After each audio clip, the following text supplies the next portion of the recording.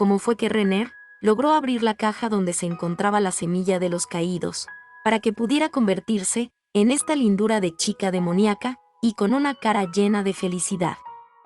Bueno, hay una historia trágica detrás de esto, ya que el requisito para poder activar la caja, que contenía la semilla de los caídos, era sacrificar una gran cantidad de vidas. Y en este caso, los sacrificios elegidos por Renner serían nada más y nada menos que los niños del orfanato. Pero expliquémoslo de mejor manera, cuando Renner realizó ese aparente gesto de buena voluntad, al proporcionarles alimentos a las personas del orfanato o darles una última cena, en un tiempo donde la comida escaseaba. La joven princesa, secretamente, había adicionado un veneno a la comida que Albedo le había proporcionado. Por lo tanto, después de que Renner se había marchado del orfanato, todas las personas dentro de esta institución comenzaron a morir envenenadas, y sus vidas fueron utilizadas como catalizadores para poder abrir la caja. De esa manera, Renner pudo obtener su mayor deseo, que era la felicidad eterna, junto a su amado Klim. Por cierto, Renner era bastante peligrosa para Ainz, porque ella no era una NPC que fue creada, sino que era una exhumana con un gran intelecto, comparable al de Demiurgo y Albedo, que fue ingresada recientemente a las filas de Nazarick. Por lo tanto, Ainz temía que el pensamiento objetivo de Renner pudiera desenmascarar la gran mentira de Ainz acerca de su actuación sobre interpretar a un señor supremo. Es más, Ainz internamente le temía tanto a Renner, que quería escapar de ella, y de los próximos trabajos de Nazarick. Entonces, a nuestro huesudo protagonista se le ocurrió una idea, que era sobre tomar unas vacaciones pagadas a la tierra de los elfos, con la excusa de que el mismo Ainz quería experimentar este nuevo sistema implementado por Nazarick.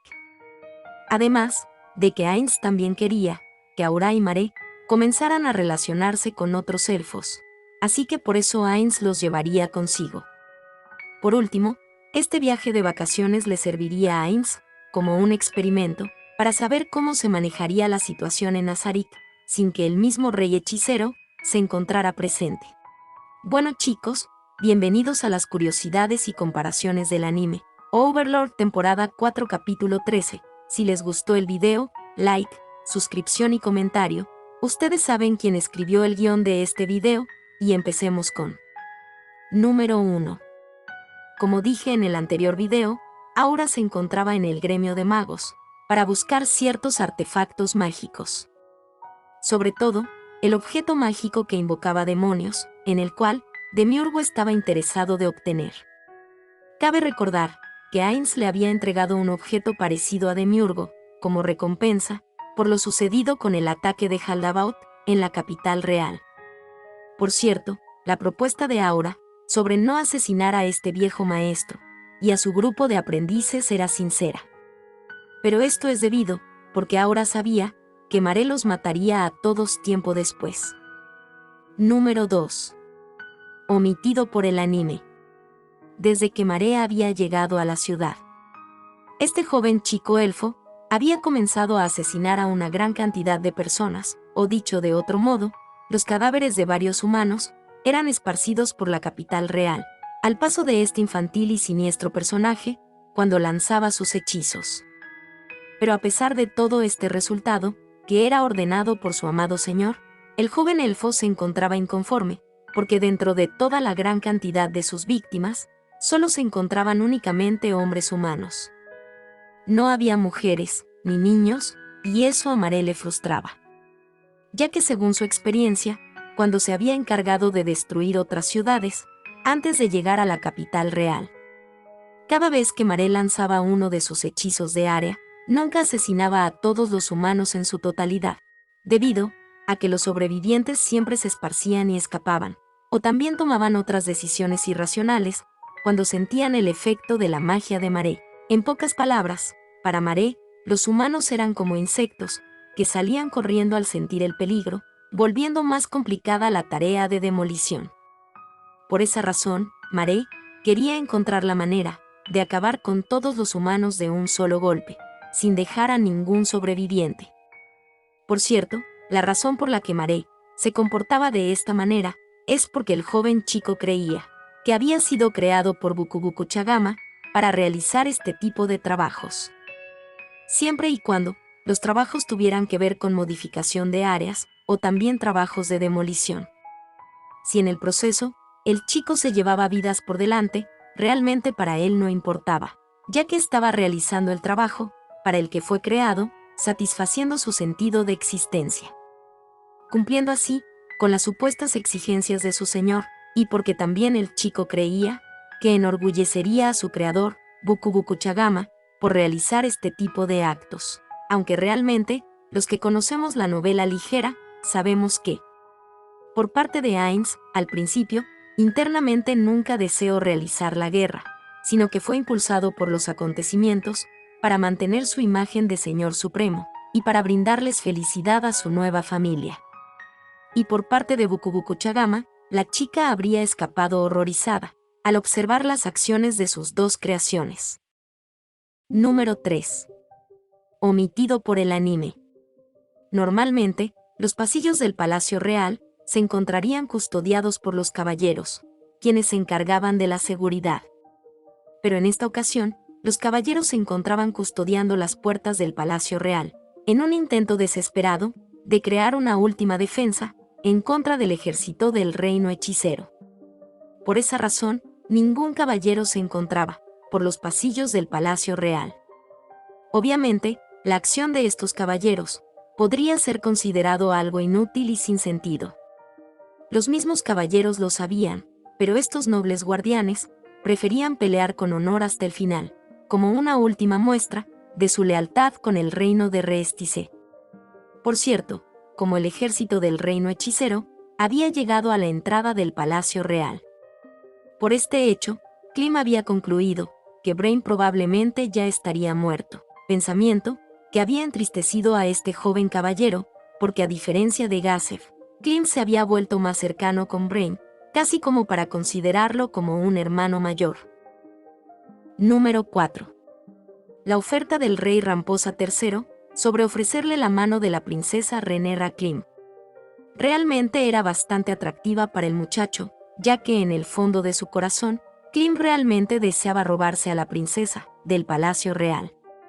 Por esta razón, Klim a veces tenía sus momentos privados, para darse cariño a sí mismo, o dicho de otra manera, juguetear con el ganso, mientras pensaba en Renner. Situación que era entendible, ya que era una manera para aliviar todo el deseo que Klim sentía por Renner. Por lo tanto, Klim tuvo que poner toda su fuerza de voluntad para rechazar semejante oferta tan deseada, de esa manera, decidiendo morir como el escudo de Renner. Número 5. Omitido por el anime. La razón por la que Klim decidió lanzarle la espada al rey hechicero, para luego atacarlo con un puño.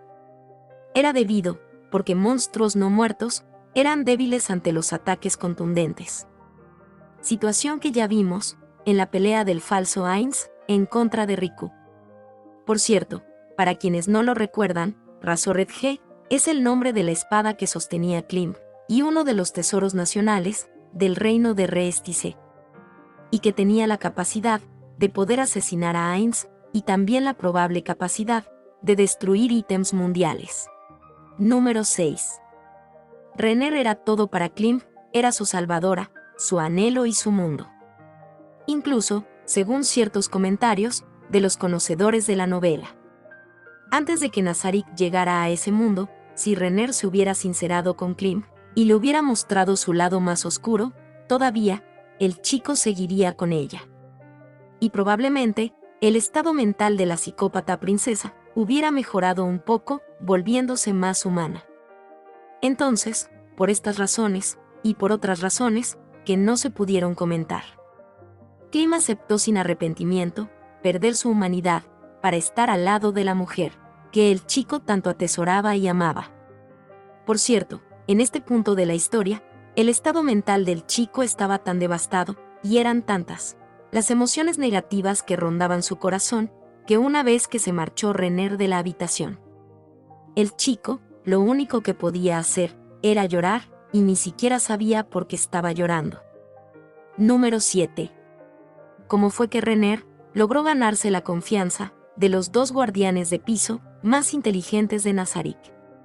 Bueno, la mayoría pensaría que Renner se ganó la confianza por sus contribuciones en la conquista del reino de Reestice. En parte esa afirmación es cierta, pero no lo es del todo completa.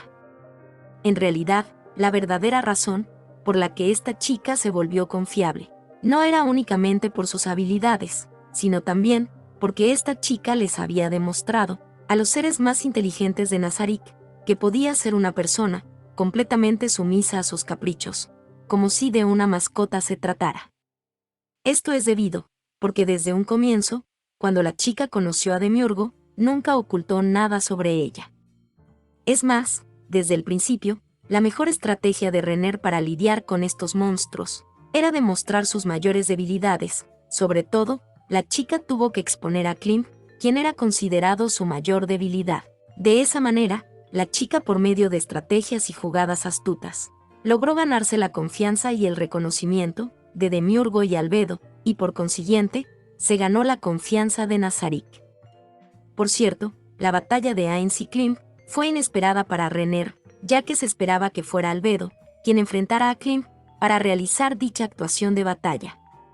Por otro lado, la razón por la que se realizó este acto era para que la chica pudiera demostrar su lealtad al reino hechicero, mientras utilizaba a Klim, quien era su mayor debilidad, como si fuera un cordero de sacrificio.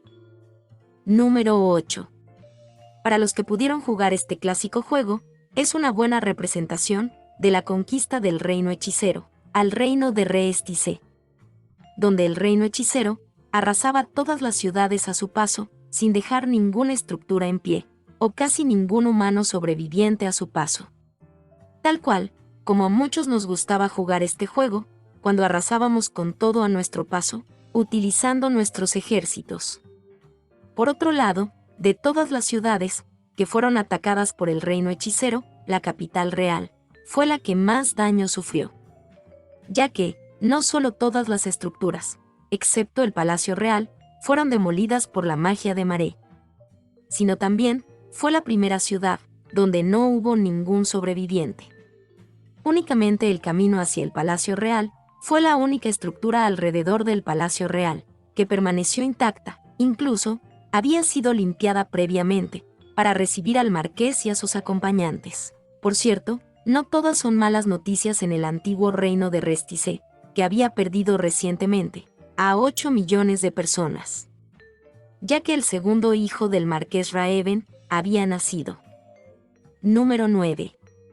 La razón de esta actitud, tan casual de Philly, cuando observó a Albedo en su sala, es debido, porque el noble idiota creía que no había hecho nada malo. Por el contrario, dentro de sus delirios, el chico realmente creía que el reino hechicero le debía una, por darles un motivo para invadir al reino de Reestice. Y este chico creía esta afirmación, porque simplemente su territorio no había sido invadido todavía, a pesar de compartir frontera con el reino hechicero. Por esa razón, este noble idiota se mostraba tan confiado, sin ningún tipo de sospecha, de que a él lo estaban dejando para el final. Por cierto, diferencia entre el anime y la novela. En el anime, las 3 cabezas dentro de la caja eran la de su padre, la del barón Delvin y la del barón Rockerson. Pero en la novela, solamente en esa caja, se encontraban las cabezas del barón Delvin y el barón Rockerson, que debido a sus expresiones, habían tenido una muerte bastante trágica. Después de esta trágica escena, inmediatamente, Albedo se levanta furiosa, agarra a Philly por la oreja, y lo arrastra hacia la entrada principal de la mansión. Y frente a la entrada principal del hogar, se encontraba inusualmente un bosque, que había aparecido de repente. Debido a su embriaguez y la oscuridad de la noche, al principio Philly no pudo observar bien qué eran esos extraños árboles. Pero al final se dio cuenta que estos supuestos árboles realmente eran los aldeanos de su territorio, que habían sido empalados desde el recto hasta la boca. Ningún aldeano se había salvado de esta terrible acción del reino hechicero. Y Philly no pudo escuchar nada, o no pudo darse cuenta, porque su habitación había sido insonorizada con magia. Aparte de que también el chico era un idiota, por lo tanto, nunca se dio cuenta de que algo extraño estaba pasando hasta que Albedo se lo mostró ella misma. Finalmente, el chico se había desmayado por la bizarra escena de la situación. Entonces, Albedo, al observar que Philly se desmayó, se sintió todavía más decepcionada de él. Pero la chica no lo dejaría ir, ya que tenía que cumplirle una promesa al padre de Philly, que era hacerle probar todo el dolor de los ciudadanos inocentes. Y de esta manera, el futuro de nuestro querido Philly era ser utilizado como sujeto de pruebas en los nuevos métodos de tortura diseñados por Nazarik.